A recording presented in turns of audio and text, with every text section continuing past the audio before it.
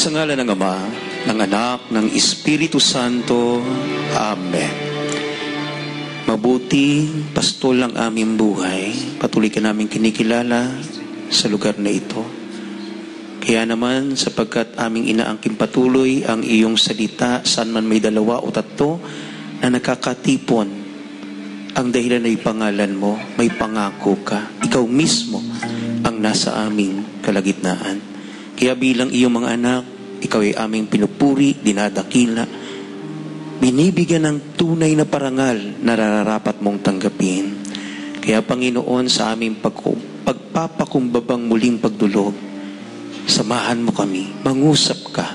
Kasangkapanin mo po ang iyong mga salitang ihahayag sa aming kalagitnaan upang patuloy kami magtiwala sa iyo, sa iyong kadakilaan, sa iyong kapangyarihan, sapagkat may mabuti kang plano para sa aming lahat. At ang nais mong planong ito ay maging totoo sa aming mga buhay. Ito po ang aming samot-dalangin sa pangalan ng bugtong mong anak, nagahari magpakailanman kasama ng Espiritong Banal, noon, ngayon, at magpakailanman. Sa ngalan ng Ama, ng Anak, ng Espiritu Santo. Amen at Amen. Purihin ang Panginoon!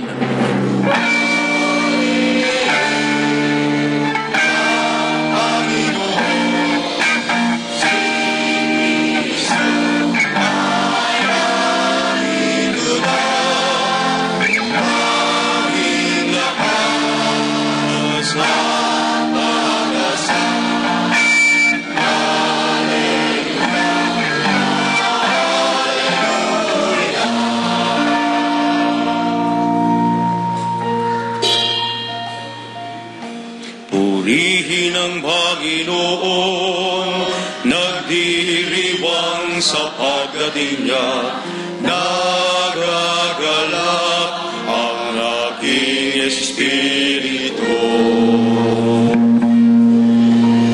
Kristo ay narito na, halita na iwasan na. Tayo ay tutulungan niya. Purihin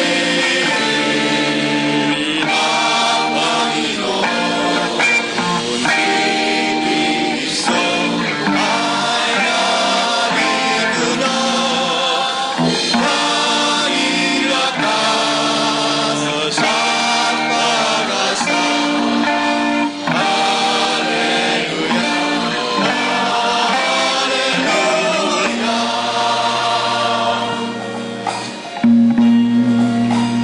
Tanging lakas at pag-asa naririto sa krita, nakahandang tulungan ka.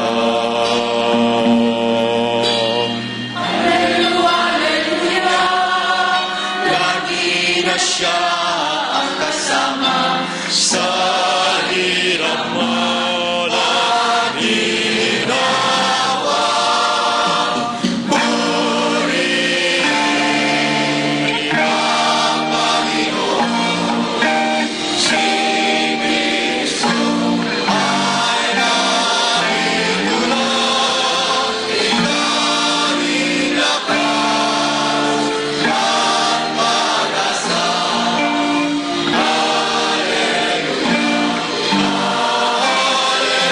praise God.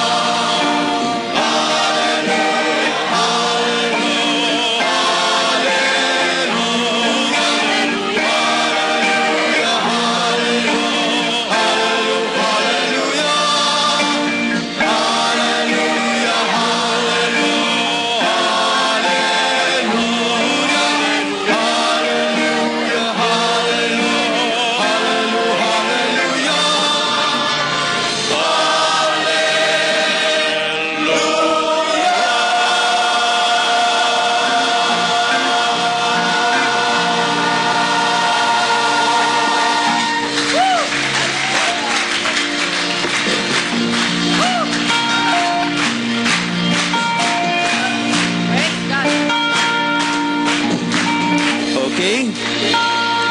Maganda at mapagpalang hapon po sa inyong lahat. Pagpalang hapon. Naniniwala ba kayong magaganda at gwapo mga anak ng Diyos?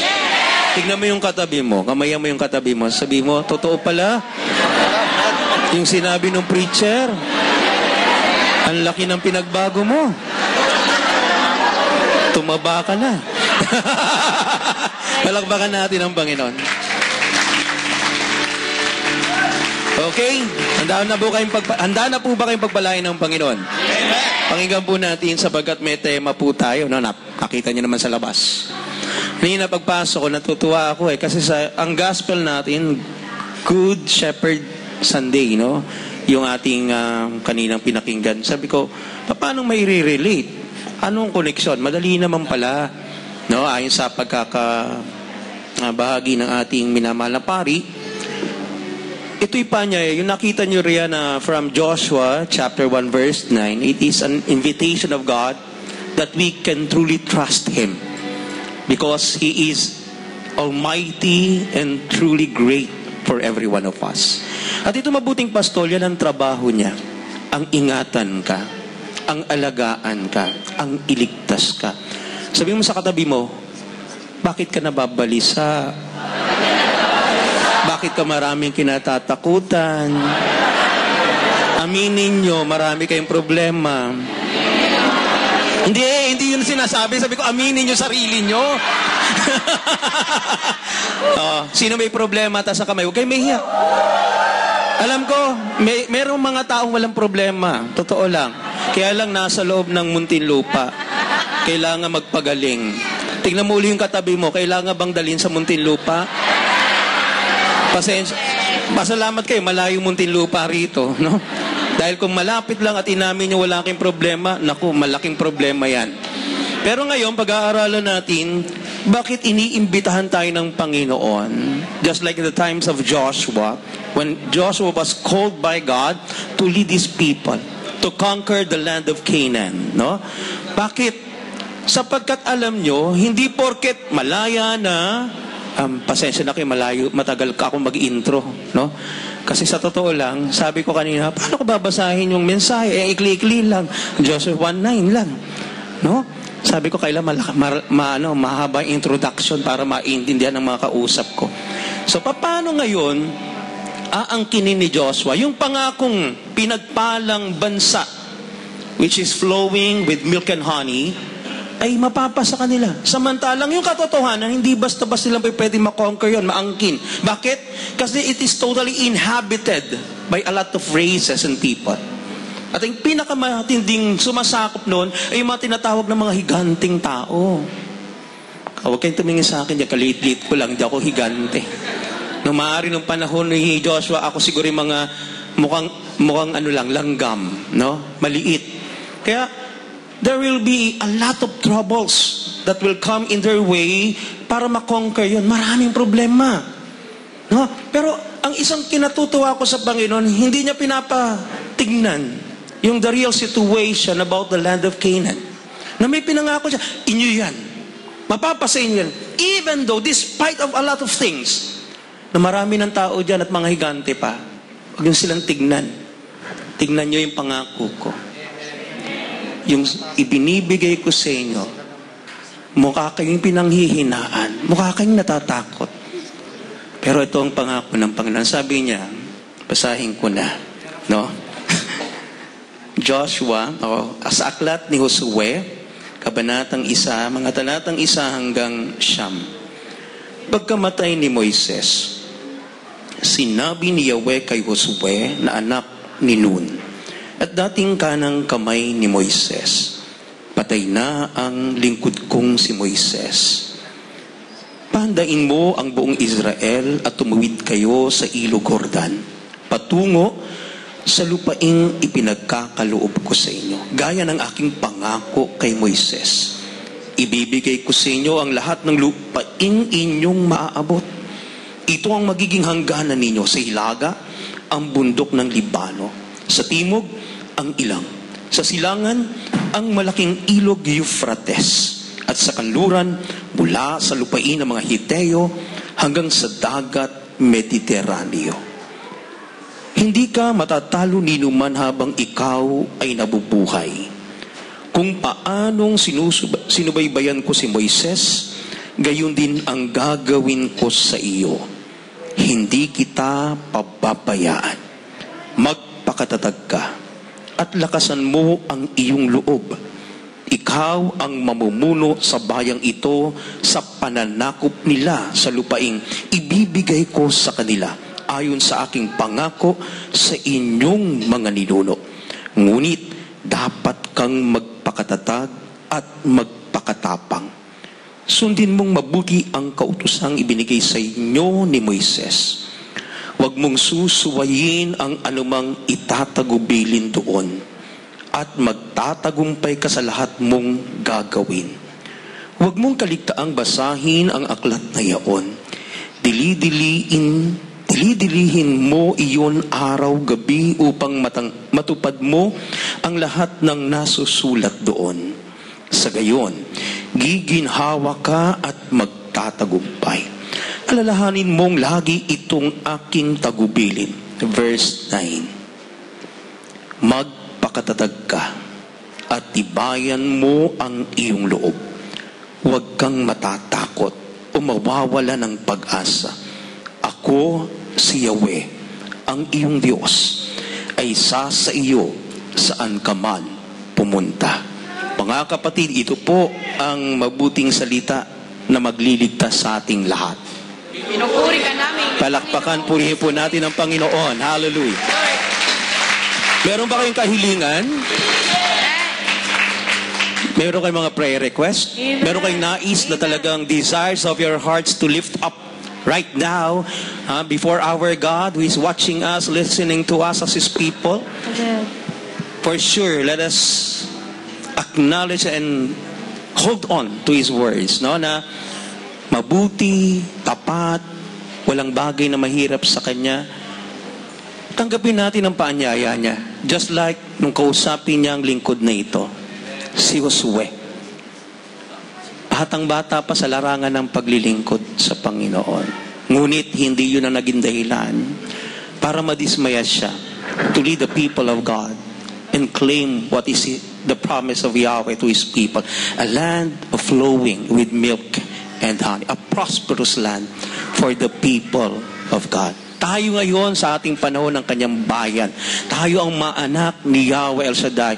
May pangako siya sa atin. At pag ang Diyos ang nangako, kailanman ang mga tao magtitiwala sa Kanya, hindi kailanman niya bibiguin. So, ngayon po, taas po natin ang ating mga kahilingan with great faith and confidence before this God who is teaching us to trust Him fully. Let us claim, ibibigay at tatanggapin natin ang mga pangangailangan natin at panalangin sa hapong ito. Let's listen to the message of this song, giving praise to our God. Hallelujah.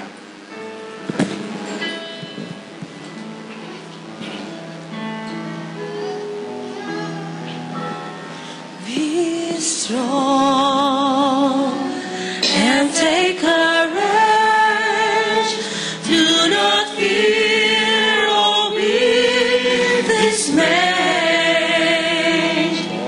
For the Lord will go before you, and His light will show the way. Be strong and take courage. Do not fear or be dismayed. For the one who lives within you will be strong in you today. Why don't you give Him all of your fears? Why don't you let Him Wipe all your tears. They know His streets will break Him fall, and He knows all that you've been looking for. So be strong and take courage. Do not fear or be dismayed. For the Lord will go before you, and His light will show the way. Be strong and take courage. Do not fear or be dismayed. For the one who lives within you will be strong in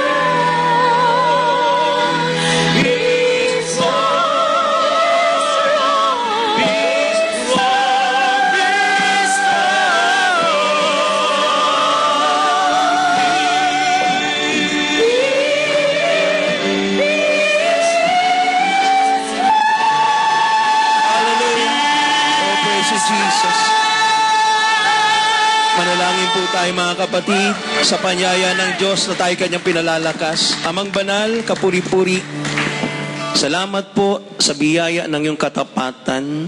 Sa katotohanan, lagi mo kaming binabantayan, sinusubaybayan, sapagkat wagas ang puso mong nagmamahal sa amin.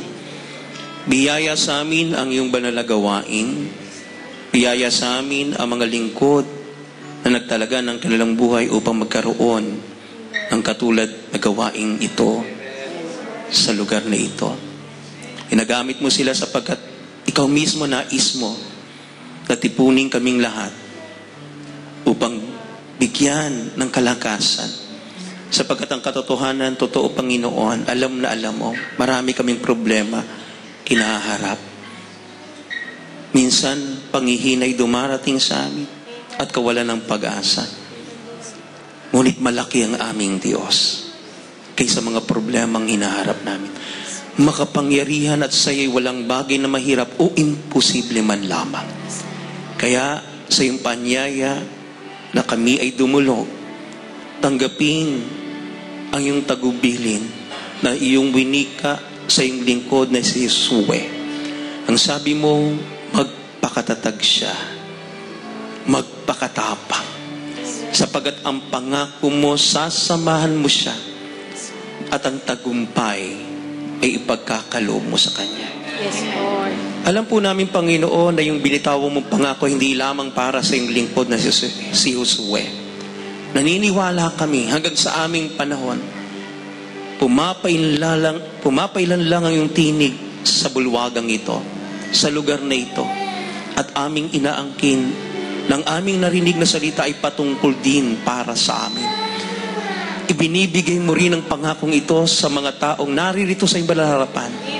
At sinasabi mo, huwag kaming matakot, huwag kaming mabalisa, huwag kaming titigil, bagkos ang kinin namin ang iyong kapangyarihan, ang iyong katapatan. At ang iyong pangako, pwede kaming magtagumpay sa hamon ng buhay kung patuloy kaming magtitiwalang ganap sa iyo. Kaya mapagpalain mo po ang mga kahilingang tinatas ngayon. Iunat mo po, Panginoon, minsan pa ang iyong makapangyarihan at mapaghimalang kamay. Abutin lahat ng aming mga panalangin sa sandaling ito. Himalaman ay kailangan nila. Patunayan mo, Panginoon, ang Diyos na tumipon sa amin sa lugar na ito ay buhay at patuloy na naghihimala sa mga taong naglalagak ng kalabong pagtitiwala sa Diyos na ito na makapangyarihan sa lahat. El Shaddai, Almighty God. Panginoon, salamat po sa katugunan sa mga dasal na aming dinudulog sa iyo. And Father God, lahat, Panginoon, maging mga mahal namin sa buhay na hindi namin kapiling, mga iniwan namin sa bansang Pilipinas, lalo yung mga mahal nila sa buhay na nangangailangan ng yung tulong, katulad ng mga kapatid namin na yung mga mahal nila sa buhay ay may mga sakit, may mga karamdaman. Panginoon, wala pong problema yung layo o yung distansya sapagkat napakahaba ng yung kamay. Sa hapong ito naniniwala kami, kasabay na idinudulog namin sila ngayon at inihiling sa iyo, abutin mo rin ang mga mahal namin sa buhay. Abutin lahat sila upang pagalingin sa kanilang kalalagayan, sa kanilang mga sakit at karamdaman. Ibangon lahat sila, Panginoon. Bigyan ng bagong lakas. Malaya sa lahat ng sakit at karamdaman. Pinagpala ang kanilang mga buhay. At Panginoon, salamat po sapagkat naniniwala kami sa patuloy naming pagtahan sa iyong banal na presensya. Lalo mo kaming pagpapalain. Lalakas nga kami sa ngalan ng Panginoong Yesus. Inaangkin namin ang tagumpay sa ngalan ng Ama, ng Anak, ng Espiritu Santo. Amen at amen. Sumigaw! Sumigaw! Sagala! Sa Manila, pag sinasabing sumigaw, talaga sumisigaw. Hindi kami bumubulong. Alam niyo ba yung distinction ng sigaw at bulong? Bumulong nga kayo. Oh, hindi ko halos marinig. Bulong yun. Yung sigaw, paano? Bulong pa rin yan. O, makinig kayo, bulong pa rin yan. Kasi alam niyo bakit? Hindi ako gagamit ng mikropono, pero kaya kong punuin ng aking tinig ang bulwagang ito without the use of microphone. Only by my voice, no, I can truly fill this place with my voice. Just listen. Amen! Sigaw yun. Mag-isa lang ako nun.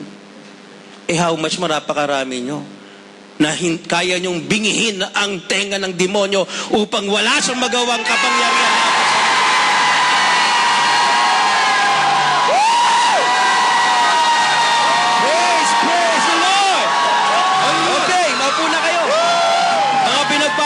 Today, mapuna po kayo.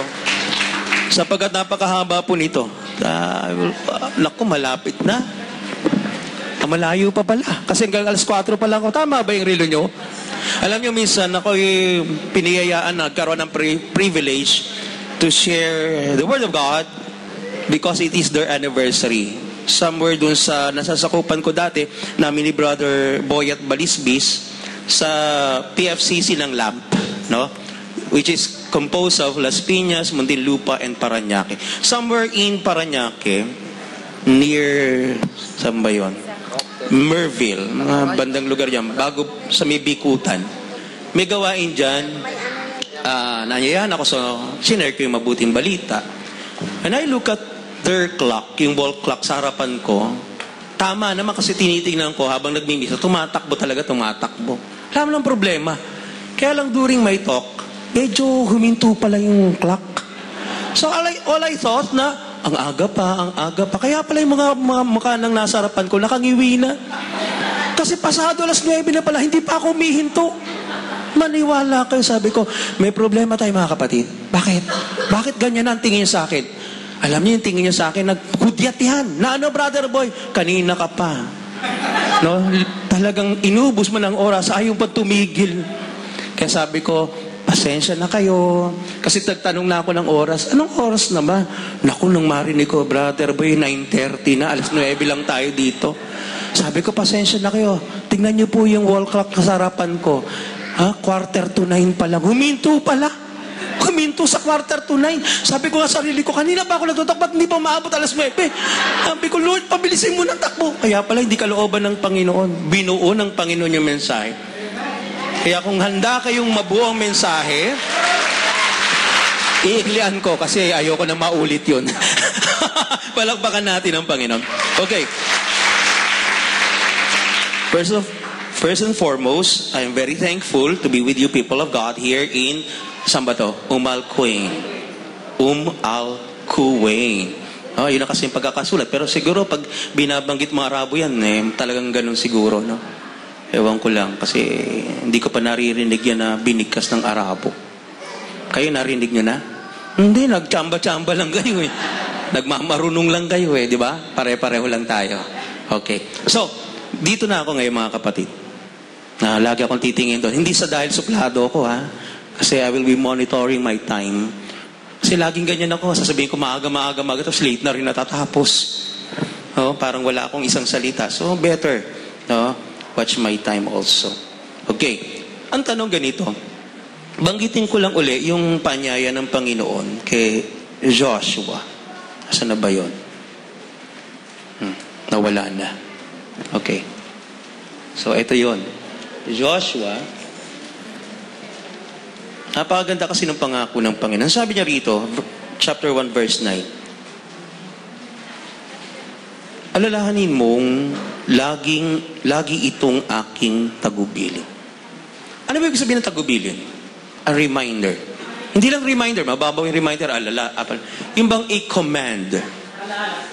Hindi lang paalaala. Paalaala, yes, pero yung a command, tagubilin. Kumbaga sa militar, itong aking sinasabi, gagawin mo. Kasi, tandaan nyo, anong kalalagayan ni Josue sa bayang Israel? Napanood niyo ba yung Exodus? Gods and Kings? Medyo iba na yung pagkikwento. Siyempre, may halong interpretation na nila yan.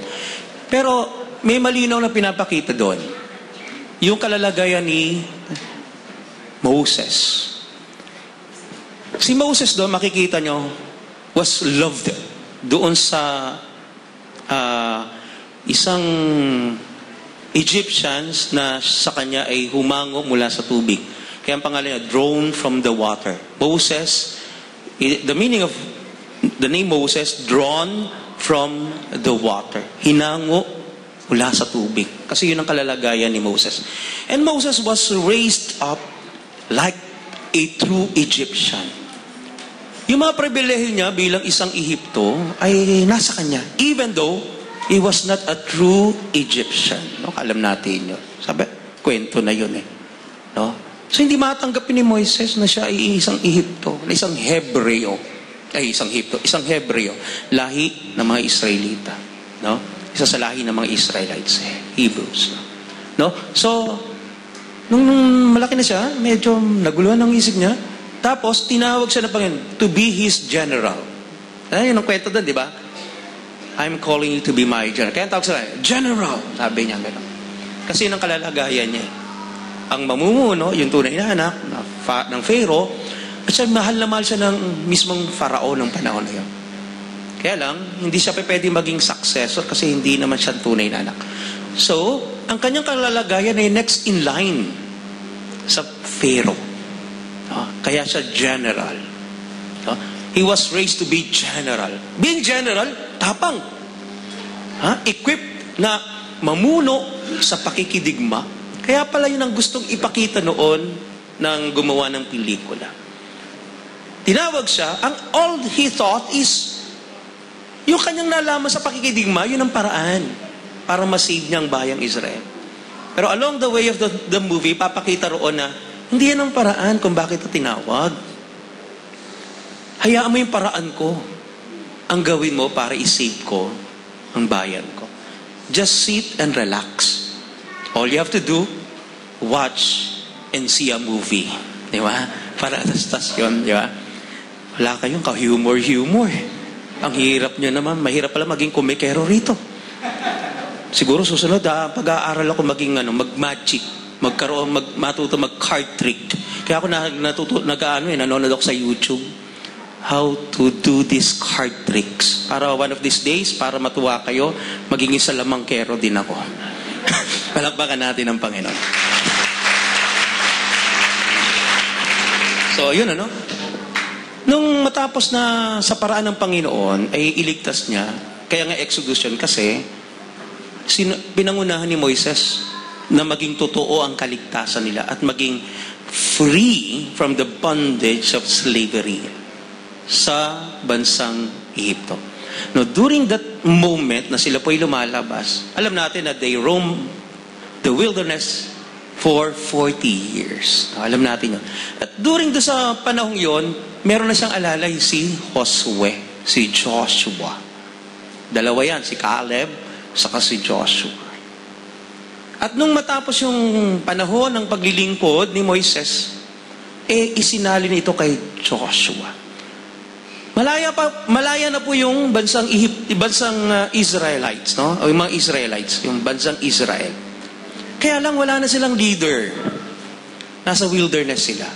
Nasa borderline na sila ng Ilog Jordan para makarating ng lupang pangako. Now they will cross that river which is called Jordan River. Naroon pa sila sa kabilang pangpang. Tanaw na nila yung lupang pangako. Sabi ng Panginoon sa verse 1 ng chapter 1 ng Joshua, patay na ang aking lingkod na si Moises. Hinirang niya na bilang kapalit si Joshua. So bilang isang general na, next in rank to Moses, in-equip na siya ng Panginoon na maging matapang bilang isang general din to lead the people of Yahweh in conquering that land. Kaya lang, nung panahong iyon, hindi lahat matapang. Sino matapang sa inyo? Lumabas. Taas ang kamay ng mga matatapang na lalaki rito. Tamo, wala. Subukan nyo, kunyari, magtaas kayo ng kamay. Yung mga lalaki. May lalaki ba rito? Parang wala lalaki dito. Di ba? Halimbawa, kunyari, nag-hurumentado ako. Di ba? May matapang ba rito? Bigla kayong tumayo. Ang dami nyo. Sabi ko, lahat pala tayo rito, matatapang. Umupo na kayo. Malakpakan natin ang Panginoon. May problema siya. Hindi lahat totally matapang, equipped to do that battle for them to win the war. No? Hindi lahat. Kaya marami siyang problema. Napanood mo yung Facing the Giants? Magandang pelikula yan eh. It's a story about a team, a football team, na iisa lang yung superstar, tapos lahat hindi na masyado magagaling. Tapos may isang coach doon, train niya, yung lahat ng knowledge niya, in-impart niya, and ang pinakamaganda ron, Christian yung coach. No? Christian. Tinuro niya na ang laban hindi talaga atin. Pagkatiwala natin sa Diyos. Yung hindi natin kaya. Yung kahinaan natin. Yung hindi natin alam ng Diyos. Yung kahinaan natin, bibigyan tayo lakas ng Diyos. Kaya nagkaroon ng milagro doon, yung napaka-team na laging talunan, laging minamaliit, pumasok sa quarterfinals, sa semifinals, naging finalist. Yun lang, napakalaking achievement na nila yon. Pero pinakita nila, kahit they will face the giant, yung kanilang opponent, yung kanilang enemy, sa tulong ni Yahweh, binigay sa kanila ang tagumpay. Purihin natin ang Panginoon. Ganyan po ang pangako kay Joshua. Ang tanong ko nga sa sarili ko, bakit natutunan ni Joshua na tanggapin at yakapin ang sinabi ng Panginoon sa kanya? Nakakatuwa po kasi nung buhay pa si Moses, pinatiktikan ni Moises. Ay, hindi. Si Joshua na po pala. Patay na si Moses. Pinatitikan. Ano ba yun? Okay. Alam ko na. Recall ko na. Recount ko mga bagay-bagay. Halatang kailangan na ng kasi marami ng memory gap. Bawal lang ganito. Bawal lang beans. Bawal na kayong kwentuhan ng mahaba. Kaya kailangan mag-stick na ako dun sa aking premises. No? Okay. Yun na nga. Hindi na. So, pinapakita rito na napakarami ng problema. Pero tingnan yung pangako. Mapapasa iyo yan. Yan na yung pangako ko. Tapos nagpatiktik siya. Si Moises, tignan nyo nga. Yung pangako sa atin ng Panginoon. Anong itsura? May 10 tiktik. Yung dalawa, nagsama. Yung man of faith. Si Joshua, saka si Caleb. And the others, no? Nagsama-sama sila. Nagtiktik na sila, tinignan nila. Ano ba yung mga naroroon? Naku, eto ngayon. Nauna yung others na nag-report. Takot na takot sila. Sabi nga, Moises, dinala mo ba kami dito para ipakain sa mga higante? Kasi nakita nila yung mga higante. Yung mga taong inhabited yung lugar na iyon. Nangangatog sila. Kasi hanggang bewang lang sila. Ang lalaki ng tao higante. Sabi niya, paano natin mapapasa atin yan eh? Pwede tayong tirisin ng mga yan. Pag nagutom yan, pwede tayo maging pagkain ng mga yan. Ganito bang gagawin mo sa amin, Moises? Papakain lang, ipapalapa lang kami sa mga taong yan. Naiibang ka ba, Moises? Nako, ito ngayon, dala-dala yung mga nakita nila doon sa loob. Dalawa. Meron silang mga kinuha doon, doon sa lugar na yun, the land flowing with milk and honey. Ibig sabihin, talagang saganang lupain, maraming mga inaani, mga napakagagandang mga bungang kahoy, mga prutas, no? Kumbaga, napakaganda yung lupa na anumang itanim mo, talagang mananagana sa pag-aani. Yun ang nakita nila, Joshua at ni Caleb. At ang ginawa nila, pinagkukuha nila yung mga talagang biyaya. Tapos, pasan-pasan nila. Kakanta ka, this is the day that ang saya-saya nila. Sabi, totoo palang pangako ng Diyos. Talaga palang land of flowing with milk and honey. Ito, Moises, tignan mo, ang dami. Mga ubos na talagang lalaki ng buwig. Dala-dala nila. Ang tuwan-tuwa nilang nag-report. Sabi ng Joshua at ni Caleb, Moses, halika na. Kita mo itong amin, dala-dala, ang daming biyaya. Kunin na natin. Doon na tayo manirahan. Pero man, tapang nila. Hindi nila tinignan yung katotohanan na yung pala inhabited with giants. At yung mga giants, hindi nila kakampi yun, kalaban nila yun. At i-overthrow nga nila yun. Halimbawa, ikaw, bahay mo. May bahay ka? O swerte mo ako walang bahay. Nakikitira lang ako. Okay. O, may bahay ka. Pinagpala ka. Tagal mo na rito. Imposibleng hindi ka magkabahay sa Manila. No? May bahay ka. Biglang dumating si Brother Boy. Sa bahay mo, pinalalayas kita. Hoy, lumayas ka dito, akin na to. Ano kaya yung initial reaction mo? Ikaw, brother boy, kahit preacher ka, walang hiya ka, lumayas ka rito. Di ba ganon? Palalayasin mo ako. Nabubuwang yata itong taong ito. Inaangkin yung akin. Ganon po ang kalalagayan. Aangkin nila yung hindi kanila. So there will be wars. Di ba? Makikipagdigma sila para maangkin nyo, mapasa kanila yon. Kaya nga ngatog na ngatog yung other spies. Yan ba i-overthrow natin? Nakakatakot. Pero si Joshua, si Caleb, tuwan-tuwa sila.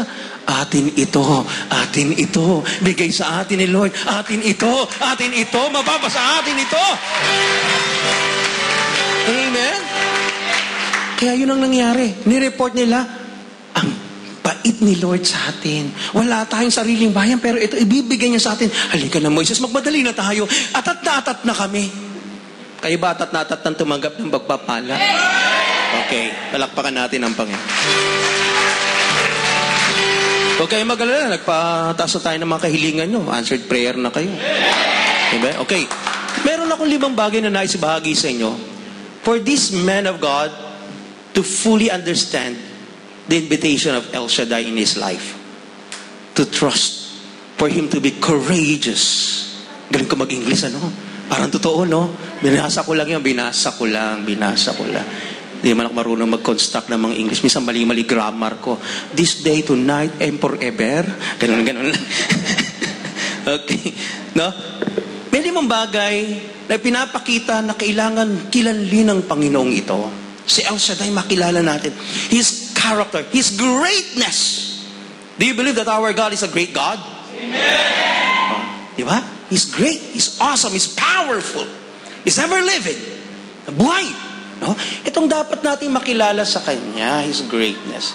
And for sure, pag ito'y kinilala natin, matutupad ang Kanyang pinangako sa atin. Naniniwala ba kayo yung buhay nyo ay hindi papayag ang Diyos na buhay na walang pananagana? Kundi yung plano niya, kaya nga kayo dinala rito para pagpalain kayo, para managana kayo. Amen po ba? Natatandaan ko po yung sinabi ni Brother Mike. Kayo ba nakikinig kay Brother Mike? Sabi niya, tingnan mga Pilipino, nakakarating kung saan-saan. Kasi before pa, may plano ng Diyos. Itong lugar na ito, di naman to bayan ng Diyos, itong bansang ito. Buong UAE. Alam natin yan. Pero bakit may mga anak ng Diyos dito? Kasi dito binuhos ang kayamanan ng Diyos. Para kanino? Di para sa kanila. Para sa mga anak ng Diyos na nagtitiwala sa kanila. Tandaan niyo yung mga patotoo, yung mga katotohanan, may nagsishare. Sa London, anong trabaho? Caregiver. Diba? Naglingkod, nagpaalina sa kanyang amo. Dahil napamahal yung amo sa kanya at siya mismo minahal niya yung kanyang amo, naging close, nagkaroon ng bonding, hindi lang yaya, hindi lang utusan, kundi tinuring na anak. Nung mamamatay na yung amo niya, pinamanahan siya. Diba? Ba't nagkaganon? Plano ng Diyos. Hindi pwedeng manatiling alipin ang anak ng Diyos. Hindi pwedeng manatiling alipin ang anak ni Yahweh El Shaddai. Kaya kamaya mo yung katabi mo, sabi mo, kapatid, marami kang magiging utusan. Pagpalain natin ang pangalan ng Panginoon. Okay. So, 5 characters of God for us to truly learn to trust Him. First, the word omniscient. Ito ang pinapakilala niya. Nakikipagrelasyon ng Diyos. Tandaan niyo yan. Gusto niya may personal tayong knowledge sa Kanya. Hindi lang yung balita na ang pangalan pala ng Diyos, El Shaddai, sa lumang tipan. Hindi lang ganun. Kundi maging napakalapit ng ating pagkuunawa kung sinong Diyos na ito na pinaglilingkuran ni Brother Mike. Na pinag-aalayan ng buhay ni Brother Mike. Na hindi nawawala ng lakas. Every Saturday, every Tuesday, tumatayo sa karamihan. Pinabahagi about His God. Ang makilala siya. First, una, na pinapakilala ng Diyos, He is an omniscient God. Which means, all-knowing God.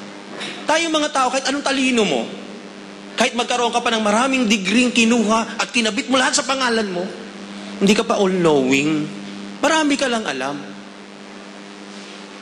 Maybe, nakakaangat ka sa larangan ng IQ ng ibang tao, sapagkat talaga nagpakadalubhasa ka sa maraming bagay, sa pag-aaral na maraming bagay din. Pero hindi yan naaabot sa pagiging all-knowing ng Diyos. Ayon po sa Romans 16, bahagi ko lang, no? Roma, kabanatang 16, talatang 27. Kahuli-hulian ito eh. Nasabi ganito, sa iisang Diyos ang marunong sa lahat. Sa Kanya iukol ang papuri magpakailanman sa pamamagitan ni Jesucristo. Amen. Sa iisang Diyos na marunong sa lahat. Kaya pala yun ang paanyaya eh.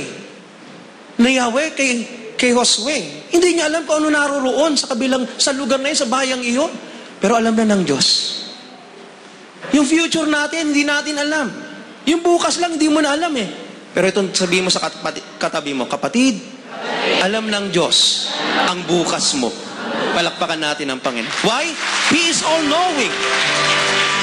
Kayo ba, mga kababaihan, may bestang isang lalaki, kahit anong gandang lalaki niyan, kahit kamukha ko yan, pero konti lang gandang lalaki ko talaga. Konti lang naman. Agad-agad ba kayong sasabi, love na kita, pakasal na tayo bukas? Hindi. Kasi hindi mo pa ako kilala eh. Malay mo, binobola lang kita. Wala sa itsura ng mga Bilar de Bolero. Tandaan niya yan. Hindi po namin karakter ang mambola. Pag kami nanligaw, iisa lang. One at a time. Bukas ka naman, iba na naman. Hindi! Bura. Nakakalain nyo, totoo yan ha. Ito ba naman itsurang ito, mamahalin ng maraming babae? Wala. Kaya nga sobrang tiwala ng misis ko. Sabi niya, lumayas ka! Hindi siya takot na mambabae ako. Lalaki ang hanap ko. Hindi, lalong lumala. Nagugulo na utak nyo. Hindi nyo na alam kung saan pupunta. Buti na lang yan. Safe ang kalalagayan ko. Okay, no? Kaya mainam po na makilala natin siya that He is omniscient God. The all-knowing God. Our God is a wise God, full of wisdom. Kaya nga tayo sa Manila, merong tinatag under the inspiration of the Holy Spirit kay Brother Mike. He put up our college there. Namely, College of Divine Wisdom. Kaya wala akong wisdom. Bakit? Hindi ako nag-aaral doon. Nalakbakan natin ang Panginoon. Parang ayaw nyo maniwala. Buti naman. Okay. Sabi rito sa 1 Samuel. Saan na ba yan? Okay. Chapter 2, verse 3. Ang sabi ganito, Samuel. Nakita nyo na? Bukas ko na lang kaya basahin. Hindi ko pa nakikita eh. Pasensya na kayo. Kulit-kulit ko ha. Kasi pag hindi ako makulit, tutulugan nyo ako eh. Buti na yung medyo makulit-kulit ka minsan. Palakpakan natin ang Panginoon. Nakita nyo na? Mali yata yung aking kaya pala. Okay, 1 Samuel chapter 2 verse 3. Sabi ganito. Walang maaring magyabang sa inyo, Yahweh. Walang maaring maghambog sapagkat alam ninyo ang lahat ng bagay. Pero wala raw maaring magmalaki, walang maaring maghambog. Bakit ang tanong? Kasi alam ninyo ang lahat ng bagay. Oh, galing ha, nandiyan na pala. Salamat. Diyan pala, pag sinabi ko, diyan na pala ako titingin. The Lord says, do not keep talking so proudly or let your mouth speak such arrogance. For the Lord is a God who knows, and by Him deeds are weighed. Tama ba yung aking pronunciation? Pronunciation? Pag hindi ka marunong at hindi ka nagsasabi mo, pronunciation, mali po. Pronunciation. Palakpakan natin ang Panginoon. Strawy, tuwan-tuwa. Akala may alam ako, wala naman. Wala naman. Okay. Let us take a look at Job. Nasa na yung ating pumipindot dyan para lumabas? Job. O sa Tagalog, Hub. Ang kabanatay Siyam, talatang 4. I am talking about about our God being omniscient. The God who is all-knowing, full of wisdom. Job, sino yung dyan? Nagtatype dyan. Chapter 9, verse 4. Job, tinamad na, natulog na yung pumipindot dyan. Saan ka na? Huy! Ayan na. Hindi, wala. Nasa loob ba? Nakatulog. Hallelujah. Huy, gising.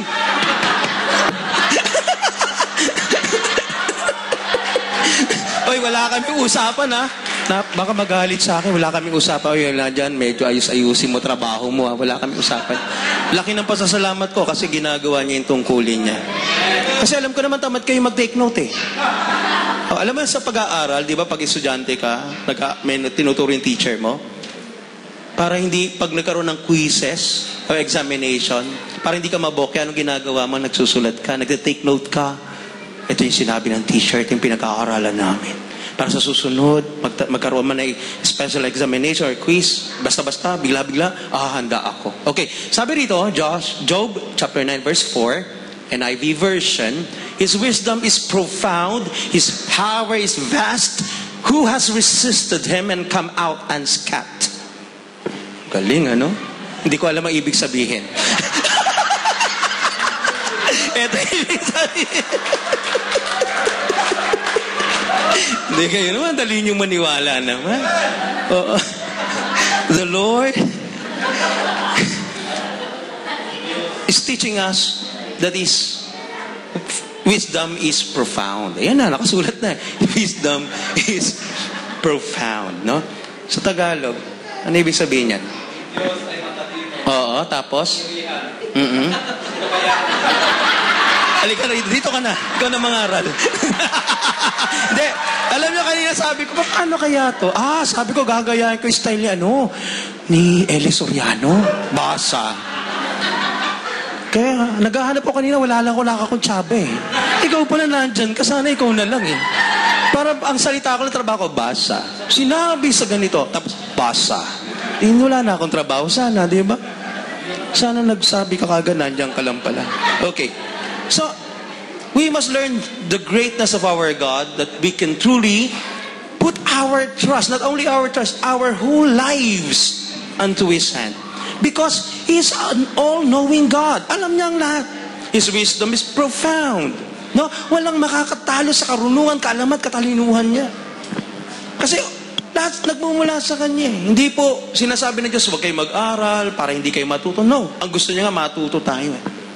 Kaya lang minsan ng tao, pag natututo, yung mayabang, makakita na kayo ng taong mayabang? Dahil maraming alam? Gusto niyo makakita? Asama ng tingin niyo sa akin. Tingnan niyo yung katabi niyo. Tingnan niyo yung katabi niyo. Ngayon, nakakita na kayo? Nang hindi taong mayabang, mabuti ang taong nakita niyo. Mababang loob. Palakpakan natin ng Diyos na nagpapababa ng ating kalooban. Okay. So, according to Book of Psalm. Yan. Bibilisan niya, maniwala kayo. Bibilisan niya. Chapter 139, verse 4 to 6. 139, verse 4 to 6. Tadaan! Wala pa. Magugulo. Medyo excited din ako. Kita niyo, ang bilis. Diba? Ang bilis.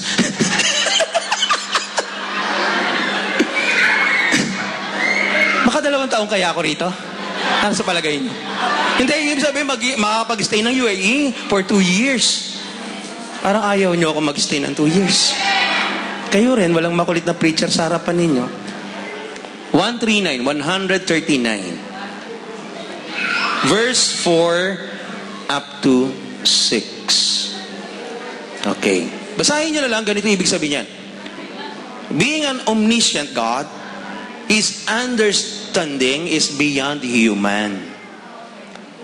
Medyo ipa-paraphrase ko, beyond human understanding. Hindi natin makakahon ng Diyos sa larangan ng ating karunungan, kaalaman at katalinuhan. Pag nakahon mo ang Diyos, hindi na siya Diyos. Kasi ang Diyos, beyond human understanding. Kaya tingnan nyo ha. Kilala niyo si Abraham? Kilala niyo si Abraham? Ang tandaan niyo na. Nakilala niyo yun? Hanggang ngayon, buhay pa kayo? Hallelujah. Okay. No? Si Abraham ay hindi talaga siya lahi ng Israelita. Sa kanya galing ang lahing Israelita. Pero tinawag siya. Established ng buhay niya. Kumbaga, okay na pati family niya. Pero isang araw tinawag siya, sabi, Abram. Abram pang pangalan. Hindi pa Abraham. Abraham. No? Si Lord pala, pag tinatawag ka, pinapahaba pangalan mo. Ang ganda-ganda ng Abram na no? Kumbaga, nag-aaral at magsusulat ka sa papel. Anong pangalan mo? 5 letra lang po, Abram. Nung makilala ang Panginoon, hindi na Abram ang pangalan mo, dadagdagan ko, Abraham na. Nahihirapan siguro magsalat ikaw kumbaga ano na siya magsulat ng Abram, pero sabi ng Panginoon, hindi na, I will not call you Abraham. I will give you a name, a new name. You will be called Abraham. Sabi niyo nga, Abraham. Ang gaganda ng mga diction and intonation ninyo, ha? Mahuhusay talaga kayo. Okay, anong nangyari kay Abraham? Establish na niya, sabi niya, kag na dyan sa nanay mo, sa tatay mo, huwag na dyan sa lugar, sa bansa ng tatay mo. Umalis ka dyan. May tuturo ako sa iyong mas pagpapalain kang lugar. Ha? Tingnan niyo, establish na siya. Tapos narinig niya yung tinig nito, hindi niya kilala. Tapos sa labas sa atin, sasabihin sa kanya, alis ka na dyan. Tatawagin kita, gagawin kita ang likod ko, pagpapalain kita, pumunta ka ron sa lugar na yon at doon kita pagpapalain. Alam nyo, siyempre nung una tatanong siya, sino kaya, ano kayong boses, kanino kaya yun? Diyos daw siya. O nga, sabi mo, baka nga Diyos ito. Anong sinawa niya? Aba, he let go. Sabi, iwan ko to? Sige, iwan ko. Tapos, sumunod siya sa tinig. Alam natin ang history, story, no? Ang history ni Abraham. No? Alam natin, pinagpahal siya, naging friend of God. Naging man of faith. No? At sa pagiging friend of God, man of faith, alam natin, pinagpala. Pinagpala. Wala nang lahi, o mawawala na siya ng lahi sapagkat matanda na, together with his wife, Sarah, pero alam natin yung pangako sa kanya, hindi mananatiling balakang anak, magkakaanak ka. Kasi pinangako ka kita, sumunod ka sa akin. Hindi pa pwedeng yung yaman mo, mapunta lang sa pamangkin mo. Hindi papayag. Itong pakinggan mo, Abraham. Dahil sumunod ka, kakaroon ka ng lahi. Hindi isa. Out of that child of yours, one child of yours, son of yours, mula sa kanya, patutunayan ko. Lumabas ka sa tolda mo, isang gabi lumabas, sabi, nakikita mo ba yung talang yan sa kalawakan? Can you count them, Abraham? Sabi, Lord, may tama ba utak mo? Pabibilang mo sa akin yan, imposible yan. O, sabi niya, tingnan mo, hindi mo kayang bilangin. Yan ang magiging lahi mo. Yan ang magiging lahi mo. Talaga, Lord? Oo, maniwala ka lang. Ibigyan kita ng lahi na hindi mo kayang bilangin. Purihin natin ang Panginoon. No? Alam ng Panginoon, hindi man lang ma-grasp ng human understanding ng pag-iisip ni Abraham. Sa ganitong edad ko, baog ang asawa ko, matanda na ako, wala na ako. Ngayon ka pa mangangako sa akin, Panginoon, kakaroon ako ng anak. Beyond human understanding, ang wisdom ng Panginoon. Kaya doon niyakap ni Abraham ang Diyos nito. And also, sa lahi niya, hanggang dumating kay Josue, doon niya kinilala. Omniscient.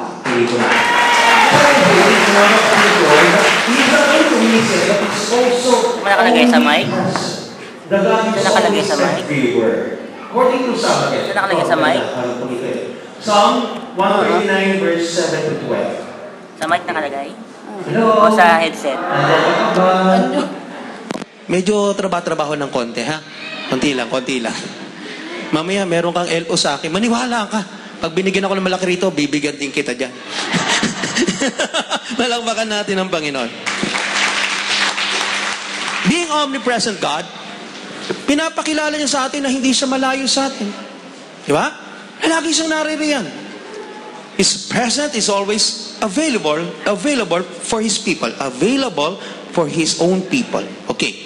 Sabi dito sa Psalm 139, verse 7 to 12. Ang pinakaminsan nito, therefore we can pray anywhere and know God hears us. Kahit saang lugar, at ikay mananalangin, paniwalaan mo, naroroon ng Diyos. Naniniwala ba kayong kasama natin ng Diyos? Naniniwala ba kayo na pinakikinggan tayo ng Diyos? Naniniwala ba kayo nung sama-sama nating itinaas ang ating mga kahilingan, tinanggap ng Diyos ang ating mga daing at kahilingan? At naniniwala ba kayo, ibinuso ng Diyos lahat ng ating mga pangangailangan? Purihin natin ang Diyos na ito na nakaririnig sa atin sapagkat siya ay laging naroroon sa mga tao, lalo na sumasampalataya sa Kanya. Amen? Kapiling natin ng Panginoon. Kaya ang pangalan niya ay Emmanuel. The God who is always with us. Kahit saan ka pumunta, kapatid, kasama mo ang Diyos. Kaya nga, we cannot hide from Him. Hindi tayo makakatakas sa Kanya. Wala tayong may tatago. No? According to Jeremiah 23:24, we cannot hide from Him. Why? This is the reason. He is omnipresent. Kaya nung pinasok ni Josua at Caleb yung lugar na yon, kahit nakikita nila yung mga higante, alam nila, hindi lang silang dalawang naroroon na pumasok. Alam nila, bago sila makarating doon, naroroon na ang Diyos ng Israel. Naroroon na si Yahweh El Shaddai. Naroroon upang pag meron silang mga kalaban na sa kanila'y mananakit, alam nila, ipagtatanggol sila ni El Shaddai. Amen? Hallelujah, ang bilis ng oras. Okay.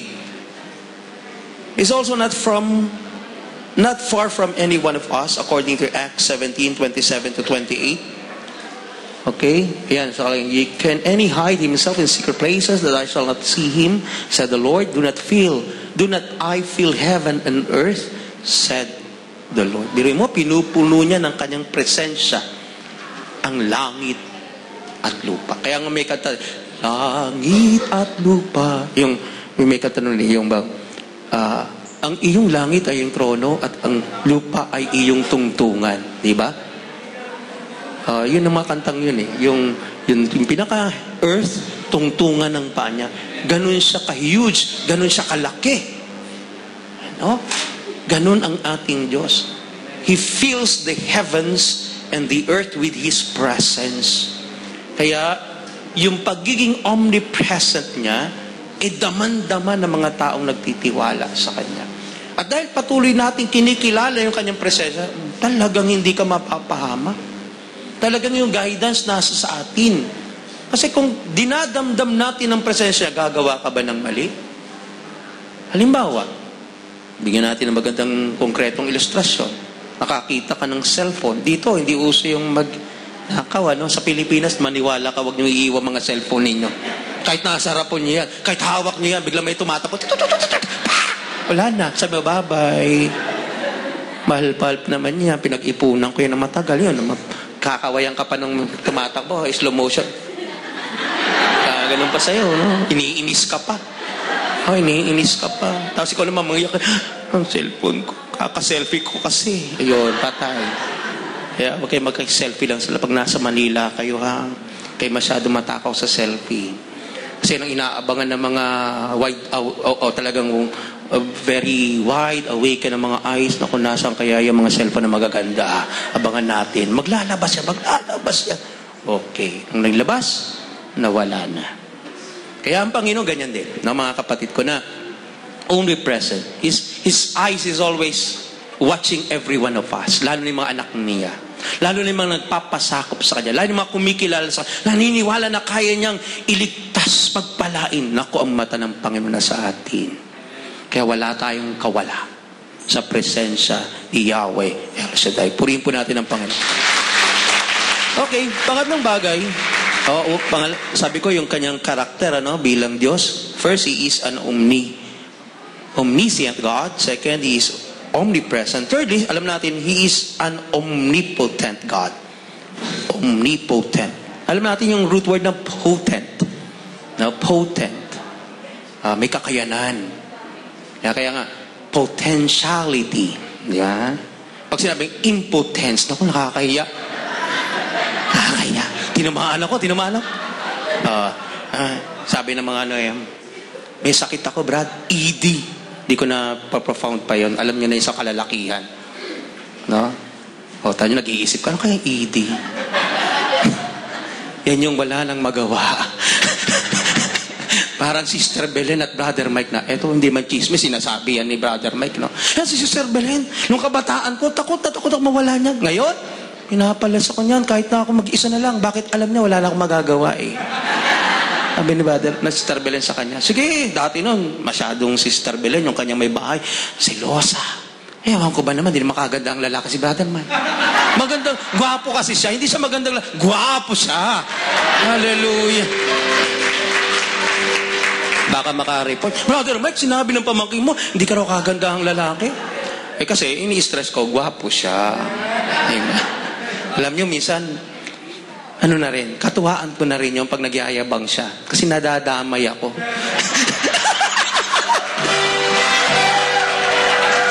Nadadamay lang ako. Kasi pareho kami ng surname, eh, no? Minsan ako ay nag-aaral, wala pa ako sa El Shaddai. Kabataan, nasa UST ako noon. Kakala ko matalino ako eh. Kaya napasok ako na UST. Sana magiging engineer ako someday. Civil engineer. In the making. Hindi ko na sasabihin yung taon kasi malalaman niyo, napakatanda ko na talaga eh. No?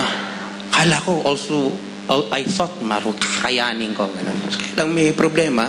Siguro hindi talaga matalino. Bumagsak ako. Ito, ayan. Si Brother Mike nagpapasimula na sa gawain. That was 1986, 85, 86, nung nasa UST ako.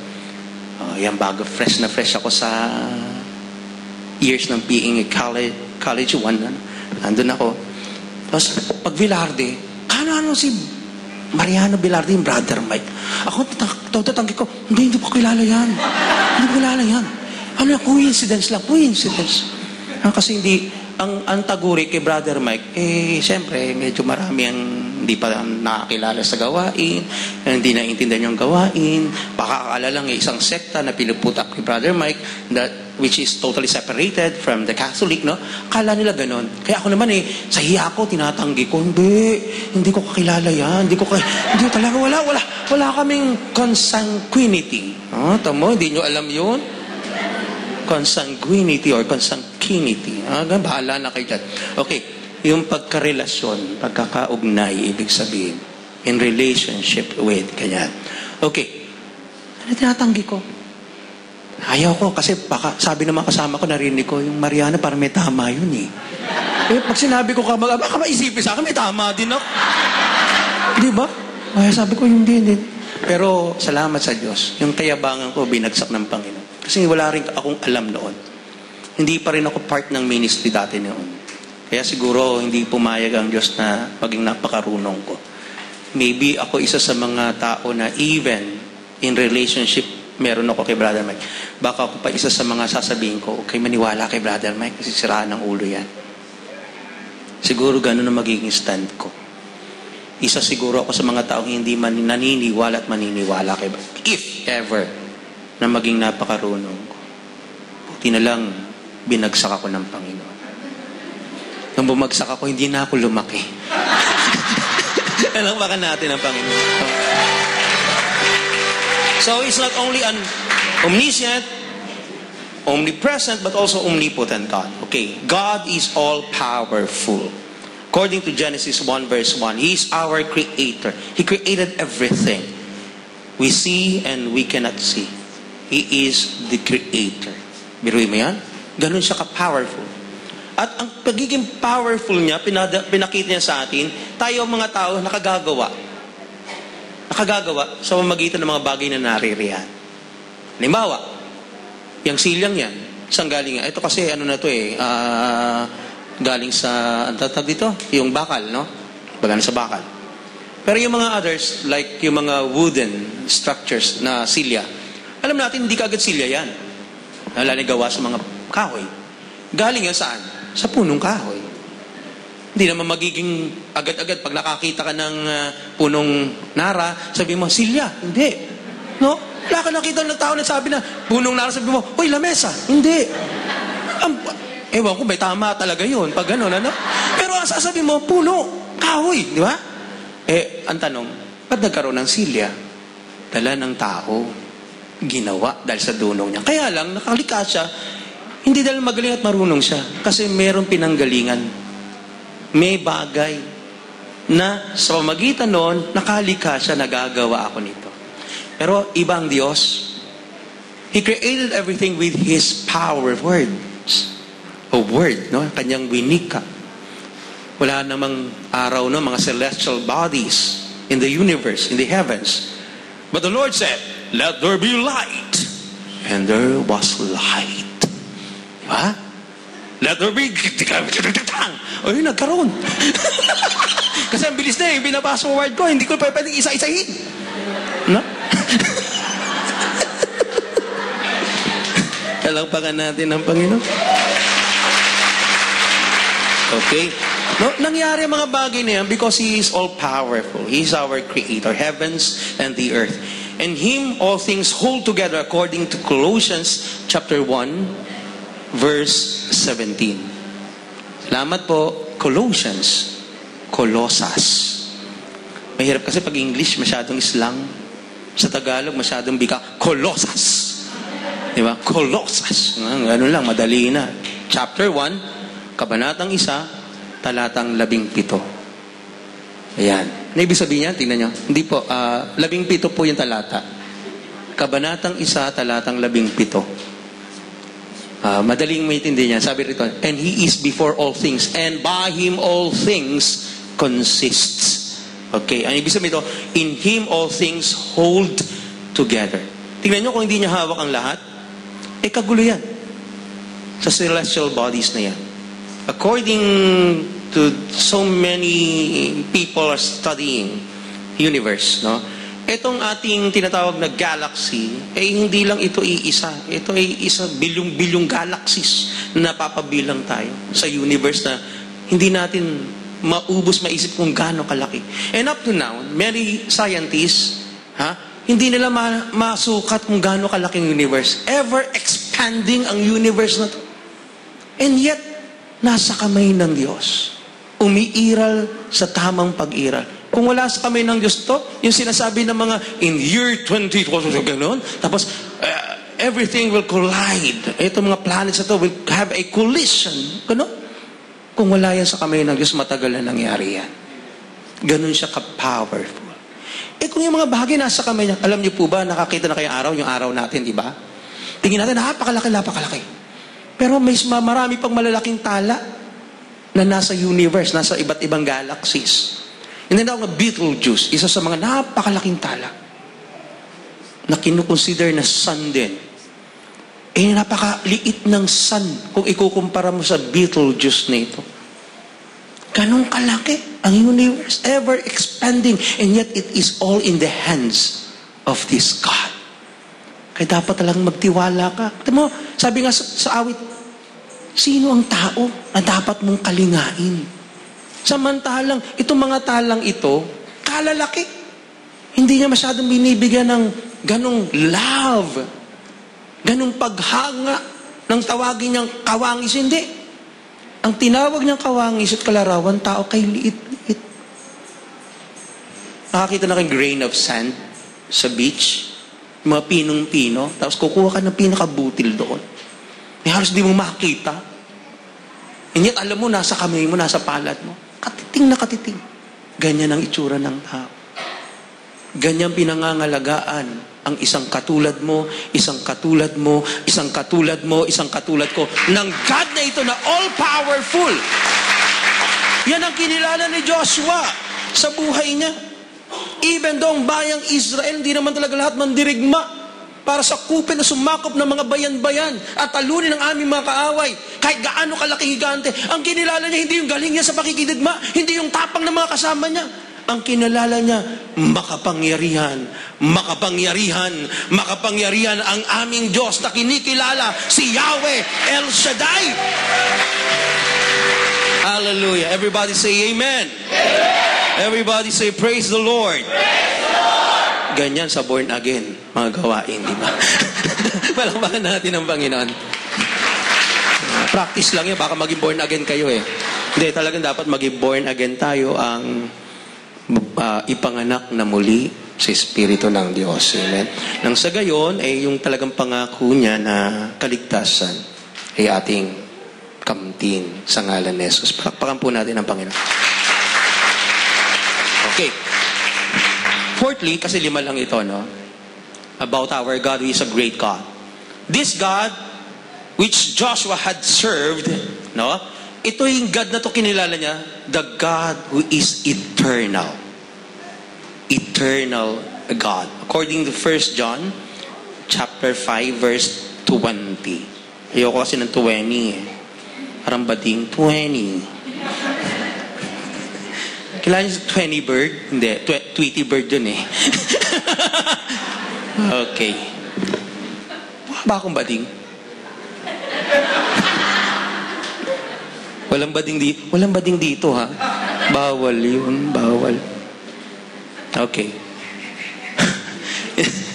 Inapakilala po ng Diyos na kinikilala, na pinag-alaya ng buong pagtitiwala ni Joshua. Eternal God. Sa pasimula na Diyos at Diyos na tunay at walang hanggan. Okay. Ang sabi ron, and we know that the Son of God is come, or has come, and has given us an understanding that we may know Him that is true. And we are in Him that is true, even in His Son, Jesus Christ. Ay, tama ba yan? 5:20, tama po. This is the true God, the eternal life. Sa Kanya nagmula ang pagiging eternal. No, pagiging Diyos na walang pasimula at walang katapusan. Kaya maganda mag-alay sa Kanya ng buong tiwala. Kasi hindi ka mamamatay pagkapiling mo siya eh. Wala kang kamataya. Paano ka madadaig? Patayin ka man ng patayin. Bubuhayin ka muli ng Panginoon. Di ba? At alam niyo, pag namatay ka, hindi ka mananatiling patay. Hindi ka mananatiling patay. Kasi ang pinag-alaya mo ng tiwala mo, tibong tiwala mo sa kamay ng Diyos, a God who is an eternal God. He will raise up once again. Muli tayong ibabangon ng Diyos kasi naglingkod tayo sa hindi patay na Diyos. Sa hindi lang Diyos na biglang lumitaw kung kailan, kundi sa pasimula pa. Eternal na ang pagiging Diyos niya. Purihin po natin ang Panginoon. Also in Psalm chapter 90 verse 1 and 2, from everlasting to everlasting. Yan ang Diyos natin. From everlasting to everlasting. Diba? Ganda, no? Walang pinagmulan, walang magpakailanman, hanggang sa magpakailanman. Diba? Kayo natutuwa kayo pag nanonood kayo ng programa ni Charitos, diba? Santos. Magpakailan. Ay, di pala, nanay pala. Nanay pala nung kumanta. Iba pala yun. Dear Ati Chato yun, ano? Iba yun. Yung magpakailan pala kay Mel Chanco pala. Talagang kasi kayo, channel 2 kayo eh. Ako kasi channel 7 ako eh. Kaya hindi tayo magkaintindihan eh. Okay, hindi makarelate. Okay. So, from everlasting to everlasting, according to Psalm chapter 90, verse 1 and 2. And also in Revelation, wag na lang pong medyo binibilis ako. Revelations chapter 22, verse 13, He is the beginning and the end. The beginning and the end. No? Parang pelikula, tapos na. Siya ang pasimula at ang wakas. Yan ang Diyos natin. May pasimula, pero ang wakas niya, hindi yung tuldok, kundi yung pa rin ang pasimula ng buhay natin sa piling ng Diyos na nagtakda ng lahat ng bagay. Purihin po natin ang Being eternal God, according to Revelations 1, chapter 8, who is, who was, and who is to come. That is the Lord Jesus. Kasi pinapakilala rin sa bagong tipan ang pagiging noon, ngayon, at magpakailanman ng Panginoon. Kaya tayo mga Katoliko, tayo mga Kristiyano, mabuting yakapin ng pananampalatayang itong kaloob sa atin ng mga naunang mga mananampalataya na niyakap ang pagiging Kristo ng Panginoon bilang tagapagligtas natin. Sa pasimula pa, naroon na siya. Sa panahon natin, hindi man natin nakikita na pinagkakatiwalaan natin, pinaglilingkuran, kapiling natin siya. At sa darating pang panahon na naghihintay sa ating lahat. Pagdating ng panahon yun, darating siya. Maaring wala na tayo rito. Kawawa ka naman. Kung hanggang panahon ng Panginoon ay dumating at buhay ka pa, ilang taong ka na kaya? Inuugat na at para ka ng puno ng balite. Kung aabangan mong pagdating ng Panginoon. No? Kawawa ka naman.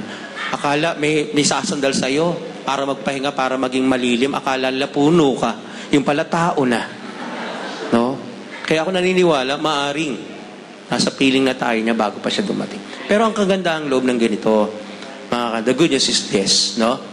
Itong Diyos na ito na handa sa atin ay tumawag at sa pamamagitan ng pagtawag sa atin ay kumilala sa Kanya na isang eternal God, nag-aabang siya sa atin, naabangan niya tayo, no? Ang ating pagbabalik sa Kanya. Kasi hindi tayo talaga taga rito eh. Ang buhay natin, yes, sa lupa may hangganan. Pero yung inner man, yung spirit and soul na binigay sa atin ng Panginoon, pang walang hanggan yan. It was created like that. Kaya nga, men are always longing for this thing. Hungkag lagi ang buhay natin pag wala ang Diyos sa buhay natin. Lagi akala natin yung mga happiness, yung joy. Minsan, hinahanap natin sa maraming bagay. Pero ang joy pala talagang tunay ay sa piling ng Diyos. Kaya tayo po nagsisikap na maging mabuti sa biyaya ng Diyos. Para yung hinahangad natin na isang araw, gigising lahat tayo sa piling ni Yahweh El Shaddai. Okay. Lastly, mga kapatid ko, kaya po, ito'y kinilala ni Joshua, na Diyos na ito, na is not only omniscient, omnipresent, omnipotent, eternal God. Also this, itong kinilala niya is an unchanging God. Hindi nagbabago. Ang tao po babago-bago isip. Mahal ka ngayon, bukas hindi na. Aalayan ka ng buong tamis na oo ng babae, bukas ipagpapalit na ng babae yung lalaki. Parang sumama yung imahe ng babae. Balik na rin ko naman. Ito mga lalaki naman walang ya, paasahin ni babae, bukas wala na iba na kasama. Oh, sakit. Napakasakit, Kuya Eddie. Why? Kasi yan ang tawag ito, kalikasan ng tao. Hindi tayo stable. Lagi tayo nagbabago. Laging pabago-bago. But not is like a man. No, na pabago-bago. Ang pag-ibig po, tandaan niyo po, hindi lang ito bumukal sa puso ng tao na may naramdaman sa opposite sex niya. Kasi ngayon, kahit parehong sex, nai-in love eh. No? Pero noon, hindi ganun ang plano na may in love lang ang tao sa opposite sex niya. Diba? At pag bumukal ito, bumili sa tibok, pero nararamdaman, mahal ko yata yan. Diba? Kaya susuyuin para mawin, diba? Kaya lang, pag nasuyo na, babawasan minsan yung pag-ibig. And you know, love, it is a decision. Not always a feeling at all. Kasi, tingnan nyo pag nagpapakasal na, magkakaroon ng commitment or vows. Uusalin ng both parties. Till death was part. From better or for worse. For better or for worse. Come what may. Sinasabing pangako. Pangako, hindi kita iiwan. Pangako. Ayun na, di ba? Nangangako. Gandang pakinggan. Pag kinakanta ni Ogie sa ni Regine, tapos ikaw ay naglalakad sa aisle, parang walang hanggan yung pangako. Isang linggo lang na wala na yung pangako. Bakit? Kasi pala isang linggong pag-ibig yung kanilang pag-ibig. Lunes, nang tayo'y magkakilala. Ganon, di ba? Ganyan ang tao. Bago-bago. Buti na lang ang Diyos, di nagbabago. Hindi nagbabago. In Malachi chapter 3 verse 6, it says, sabi ron, therefore his offer of love is completely trustworthy. He's offering his love unto us. And we can trust that love of God. Pwede natin paniwalaan. Mahal mo ako, Lord? Paniniwalaan ko. Sabi ng Diyos, paniwalaan mo kasi hindi ako magbabago. Pag sinabi kong mahal kita, forever, mahal ka ni Yahweh El Shaddai. Kaya nga sa Hebrews 13 verse 8, it says, Jesus is the same yesterday and today and forever. Ganun lang Diyos. Hindi siya nagbabago. Ang kanyang pag-aalay ng buhay, hindi lang para sa kanyang bahayang Israel. Iniaalay niya ang kanyang buhay at pagmamahal para sa mga darating na lahi at inabot tayo ng pagiging unchanging ng Panginoon. Kaya siya nag-alay, sabi doon sa ating binasa sa second reading, no? Sabi roon, ay sa gospel, yaon lamang may pag-ibig ang makapag-aalay ng kanyang buhay. I will down my life before you. Para sa inyo. I will lay down my life for the sake of you people. Kausap niya mga alagad niya. Bakit? Mahal niya. At itong pagmamahal na ito ay unchanging. Hindi lamang para sa kanila, ipinangako yon. Sapagkat sinabi niya, Tomas, nang muli siya mabuhay, naniniwala ka ba dahil nakita mo ko? Kayo ba nakita niyo ang Panginoon? Flesh and blood? Hindi. Pero may pangako siya, sabi niya, Tomas, tandaan mo, mas mapalad ang mga taong magtitiwala sa akin, bagamat hindi nila ako nakita. Yung pangakong binitawan ng Panginoon, nakita na tayo ng Panginoon sa panahong ito. Sapagkat ang Panginoong Yesus na muling nabuhay ay hindi nagbabago. He is the same yesterday, today, and forever. Purihin po natin ang Panginoon. Okay. In James 1 verse 17, God does not change like shifting shadows. No? Di raw siya katulad ng anino, nagpapalipat-lipat, nagbabago. Kaya nga, di ba, pag wala namang clock, wala namang orasan, di ba?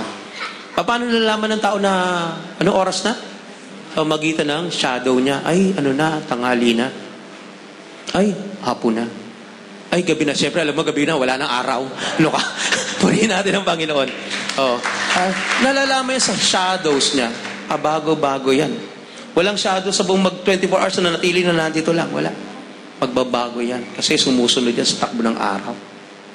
Ang Diyos hindi katulad ng shadow ng tao. Palipat-lipat. Hindi siya katulad ng prutas na balimbing. Kakita na kayong balimbing? Huwag kayong tumingin sa likod ninyo. Huwag kayong titingin. Huwag lalo kayong titingin sa harapan ninyo nagsasalita. Yumuko na lang kayo. No? Hindi siya balimbing na Diyos. Naiiwan ka, babalikan ka, iwan ka, balikan ka. Sabihin mo, ito pangako ko, ay, i-withdraw ko yung pangako ko. Pagpapalaik ta, ngayon naman, parurusahan kita. Hindi siya ganon. No? Unchanging is not like a shifting shadows. Okay. And lastly, sa pagiging unchanging ng Panginoon, ito maganda yung pangako niya. Kasi gusto ng Panginoon, kaya tayo nakikiisa sa Kanya, makakatulad niya tayo. According to 1 John 3 verse 2, and also in 1 Colossians 15 verses 51 to 53, like Him, who is unchanging God, ito ang pangako niya, we shall be changed, babagoy niya tayo, to be like Him, an unchanging God. Tayo pabago-bago. Nakita ng Panginoon niya, pabago-bago si Brother Boy. Isang araw, hindi na yung pabago-bago. Pag nag-decide na paglilingkuran ako niya, sasamahan ko yan. Magiging katulad ko yan. Magmamahal sa akin yan. Todo-todo.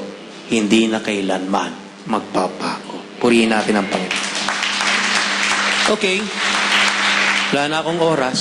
Kasi wala na akong babasahin. Bus na aking babasahin. Salamat sa Diyos. Tumayo po tayo mga kapatid ko. And like Joshua, whom God called to lead His people. In our modern times, God is also calling every one of us to listen to His very words, inviting every one of us to trust Him. Even though our lives may be so tough, mahirap, facing so difficulties in lives, problems that comes in our ways. Minsan hindi mo na kaya, minsan suko ka na, wala ka ng kalakas-lakas. Ang pinakamahirap pag nawawala na tayo ng pag-asa.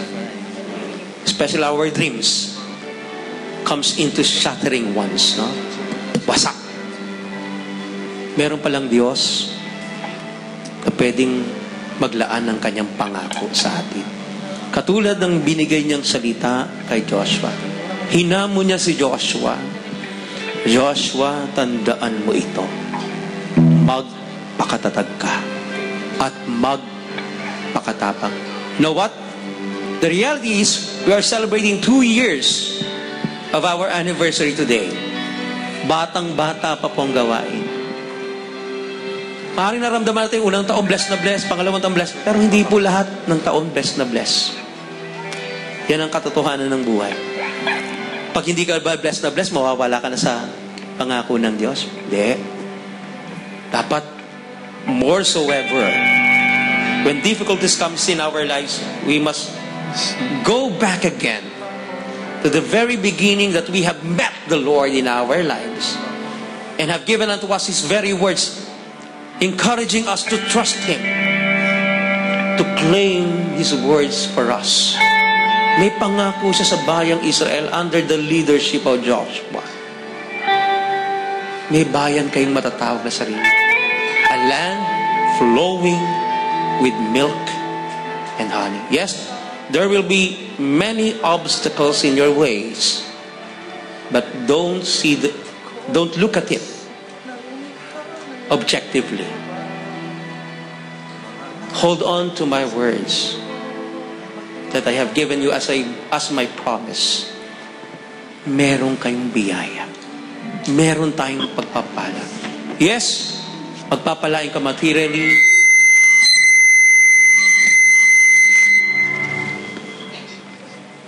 Pero ang gustong pagpapala ng Panginoon, yung faith natin sa Kanya. Spiritual na pananampalataya. Ang buing pakikipagrelasyon ng Diyos sa ating mga buhay. Nang sa gayon, yung himala na tanging Diyos lang makagagawa, maranasan natin sa kamay ni Yahweh El Shaddai. Taas po natin ating mga kamay. Let us close our eyes. A very special one. Let us pray once again for every one of us to truly understand who this God is into our lives and accept Him kung anong kaya niyang gawin sa ating mabubuhay. We must learn to trust Him fully, even though we cannot understand at all what He's doing into our lives. But He is able to mend every brokenness of ours. Kaya niya tayong buuin, maging mga relasyon na nasira sa atin. At yung mga hopes natin na wala ng pag-asa, pagkatiwala natin sa Panginoon. Because with our God, nothing is impossible. Walang mahirap sa ating Diyos. As we close our eyes, again, talking to our God, lifting everything to Him, and trusting Him fully. Ikaw mismo, dumulog sa Panginoon at ipagkatiwala mo ang lahat-lahat sa iyo sa kamay ng Panginoon. At hayaan mo, meron bang mahirap para na sa iyo ng Panginoon sa hapong ito ang pagiging dakila niyang Diyos sa ating mga buhay. Meron ba akong hindi magagawa? Ako ang Diyos na lumikha ng langit at lupa. Mga anak, sa akin kayo ay magtiwala. Meron bang mahirap sa akin? Meron ba akong hindi magagawa? Ako ang Diyos na lumikha ng langit at lupa. Mga anak, sa akin kayo ay magtiwala.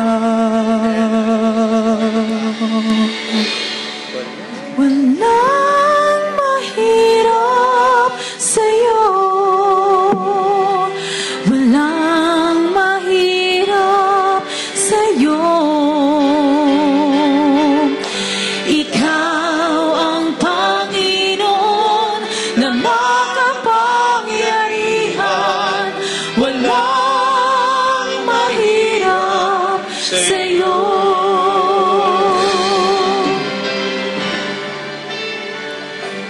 Meron bang mahirap sa akin? Meron ba akong hindi magagawa? Ako ang Diyos na lumikha ng langit at lupa. Mga anak, sa akin kayo ay magtiwala. Walang mahirap Yes, Jesus. Yes, Yahweh El Shaddai. Oh, glory to the Spirit of God. ang mahirap sa'yo. Hallelujah.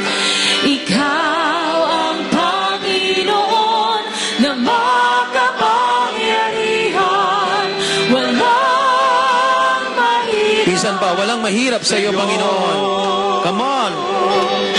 Walang mahirap Sige, sabihin natin sa pamagitan ng pagsabay sa awitin. Parating natin ang ating confidence sa Panginoong ito, sa Diyos na ito, na sa Kanya ay walang mahirap, walang imposible, lahat ay Kanya magagawa. Awang Hallelujah, siya lamang. Siya lamang. Hindi. Siya lang. Pwede natin pagkatiwala. Minsan pa, walang mahirap sa iyo, Panginoon. Hallelujah. Hallelujah. Glory to God. Walang mahirap sa'yo. Walang mahirap sa iyo. Walang mahirap sa'yo. Ikaw ang Panginoon. Ikaw ang Panginoon na makapangyarihan. Walang mahirap sa'yo. Walang mahirap sa iyo. Walang Yes, oh God. We declare, Father God, nothing is impossible before our Lord. Hallelujah. Walang mahirap sa'yo. Ikaw ang Panginoon. Ikaw ang pangyarihan. Walang mahirap. Walang mahirap sa iyo, Panginoon. Hallelujah.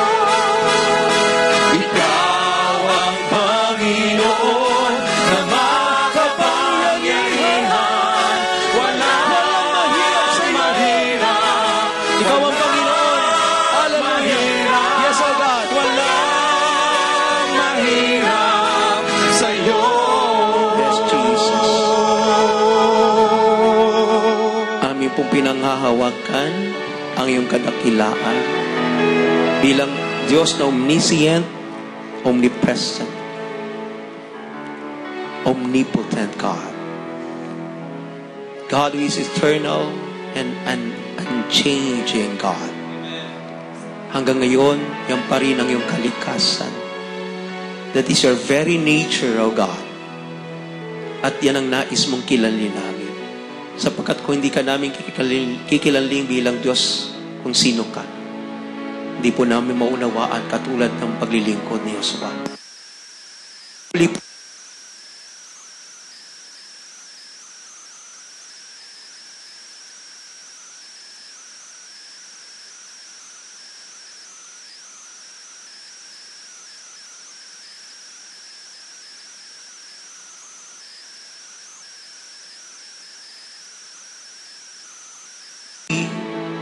Will serve the Lord. Yahweh El Shaddai. Salamat, yung kanyang pananampalataya ay pinaabot hanggang sa ating panahon. Binibigyan tayo ng Panginoon na maranasan natin ang naranasan ni Josue. Makapagsasabi rin tayo sa Diyos na ito, tatayo sa karamihan sapagkat nararanasan natin siyang buhay sa ating mga buhay. Panalangin ko, hindi lang si Brother Mike ang nag-uusal ng salitang yan, kundi tayong kumikilala kay El Shaddai. Tayo rin, with boldness and confidence, standing before our God, we can say, as for me and my house, we will serve. Panginoon, salamat po sa biyaya ng iyong pagtitipon, ng iyong gawain na pinaramdam mo ang iyong presensya 2 taon. Katunayan ng iyong pananatili sa aming piling. Katunayan ng pagiging tapat mo sa lahat ng iyong mga pangakong pinagkakalob sa amin. Katunayang napakayaman mong Diyos at ang katotohanan patuloy na nagmamahal sa amin. Kaya Panginoon, lagi mo kaming yakapin. Lagi mo kaming subaybayan. Lagi mo kaming patnubayan. Sa mga darating panahon, ano man ang mangyari, mananatili kami katulad ni Josue sapagkat magiging katotohanan ang pagiging totoo mong Diyos sa bawat buhay ng naririto. Sa iyo namin binabalik lahat ng kapulit. Nagpapasalamat po kami, Panginoon, sa 16th year anniversary, wedding anniversary ni Brother Von at Sister Juliet. Hindi man mabanggit ang mga pangalan nila na may magagandang okasyon kanilang pinagdiriwang. Pinagpapasalamat namin ito. At binibless namin lalo na ng iyong lingkod, ang bawat isa sa mga kapatid kong tumugon sa iyong panawagan. Pinagpapala ko, Panginoon, ang mga manggagawa mo sa Malquain, Panginoon, na ginawa ang lahat upang maging tagumpay ang pagdiriwang ng iyong anibersaryo sa lugar na ito. Aming panalangin, hindi lang 2 taon na idadagdag mo. Darating, Panginoon, wala na kami rito, ngunit namamayagpag pa rin ang banal na pangalan mong tinataas sa lugar na ito. Sa iyo namin, maingat na binabalik. Walang gagampas sa salamat at pagpupuri. In Jesus' name, we pray. Sa ngalan ng Ama, ng Anak, ng Espiritu Santo, pagpalain po kayong lahat. Happy anniversary to every one of us.